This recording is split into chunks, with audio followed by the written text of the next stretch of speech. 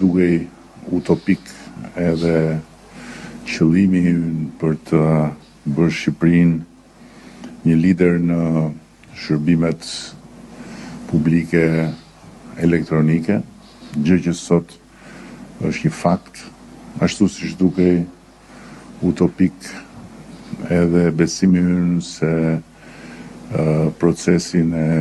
negociatave do ta përshpejtonim eksponencialisht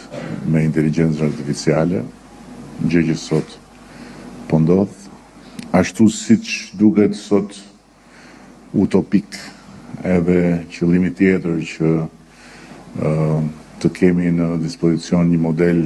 të inteligjencës artificiale për të zhvilluar prokurimet publike pa pjesëmarrjen e njeriut, gjë për cilën po punojmë dhe kemi dhëna mjaftueshmërisht optimiste se një model të tillë i cili do të jetë i pari